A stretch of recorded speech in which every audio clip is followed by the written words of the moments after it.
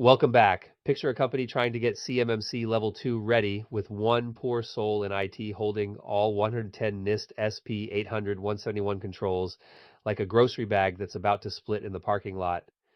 That's how bottlenecks happen.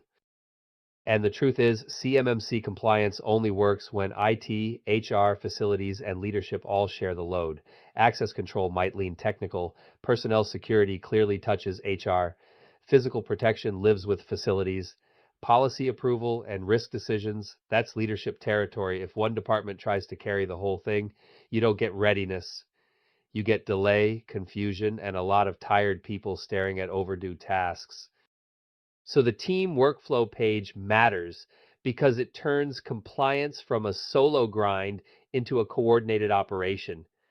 I like to think of it as the command center for getting out of bottleneck mode and into squad leader mode, not who can survive the most tabs open.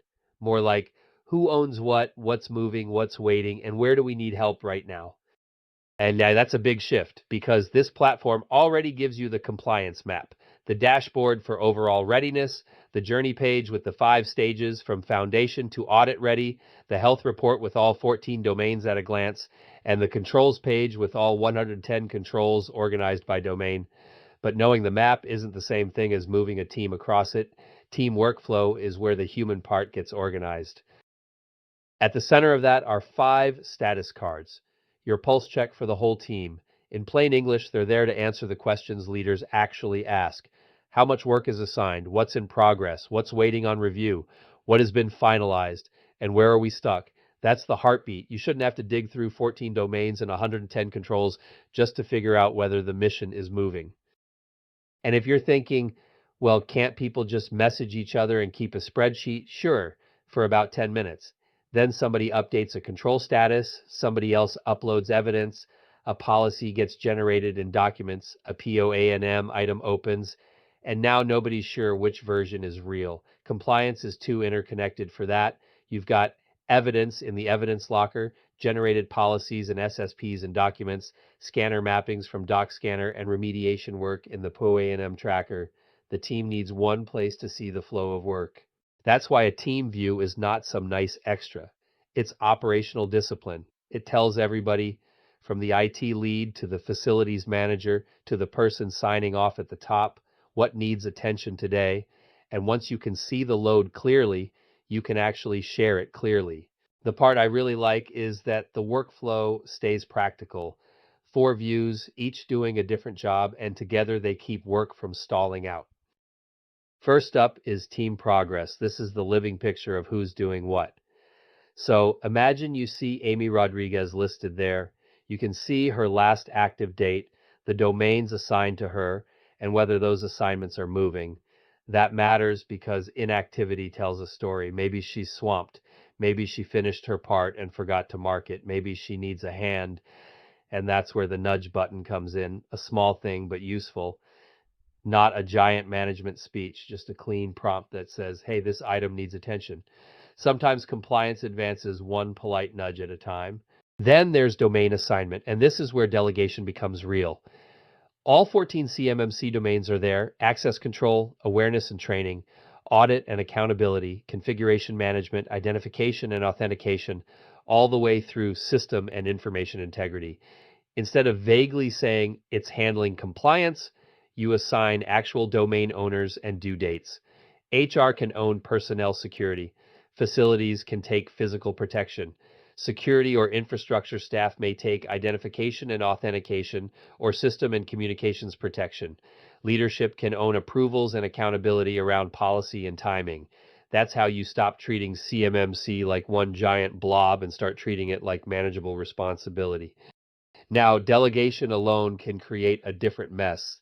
People mark things done that aren't really done. That's why the next 2 views matter so much. Pending review is your quality control layer. Work lands there before it's treated as final. Maybe a team member updates a control status, adds notes, links evidence, or generates a policy. Before that becomes part of your audit story, somebody reviews it. That's important because CMMC isn't just about effort, it's about proof. On the controls page, every control has plain English guidance for what it means, what you need to do, and what proof you need. Pending review is where you make sure the proof actually matches the control. And then there's Audit Trail. This is the unchangeable log assessors care about, a record of who did what, when they did it, and how the status changed over time. In a world with uploaded evidence files, generated documents, scanner mappings, and POANM actions, that kind of history is gold. Because when a C3PAO assessor asks how a control progressed, not just where it landed, you need a trustworthy record, not a team member saying, I think we fixed that in March. So those four views work together beautifully.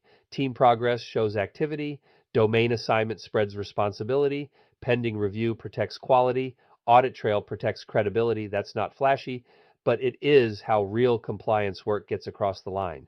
Once you see the workflow that way, the next steps get pretty straightforward. Add the team members who actually touch the work, delegate the load across the right functions, monitor activity so silence doesn't become slippage, and finalize work carefully because almost right is not much comfort during an audit. A concrete example helps. Say, David Park is responsible for part of identification and authentication. He uploads an MFA configuration screenshot as evidence. Good start. But the win is not just the upload itself. The win is that the evidence gets linked to the right control, the status reflects reality, a reviewer checks that the screenshot actually supports the requirement, and the action lands in the audit trail. That's the full chain. Without that chain, you've got a file. With that chain, you've got defensible evidence. I spent years in school technology and compliance work, and one lesson keeps coming back. Big programs fail when responsibility is fuzzy. They succeed when ownership is visible. That's what this workflow approach gives you. You can see if Amy Rodriguez hasn't been active. You can nudge her. You can see whether a due date on a domain is slipping. You can catch weak submissions in pending review, and you can preserve the history in audit trail so your story stays clean. The other nice thing is that it fits the rest of the platform. The dashboard shows readiness. My journey gives you the 5-stage path from foundation to audit ready. Health report translates domain scores into plain English. Controls explains all 110 controls in everyday language. Documents generates policies and SSPs with real company context. Evidence locker covers proof. POANM tracks the gaps. AI Advisor gives data-driven next actions instead of a blank chat box. Team workflow is the part that makes sure actual human beings don't drift off in 14 different directions while all that good technology is humming away. And maybe that's the thought I'd leave you with. CMMC can feel like a mountain, 14 domains, 110 controls, deadlines, evidence, reviews, auditors. That's a lot, but nobody should climb that mountain alone. Not the IT lead, not the compliance manager, not the person chasing policy approvals at 6:30 on a Thursday. Shared ownership, clear nudges, and a trustworthy audit trail. That's how the mission keeps moving.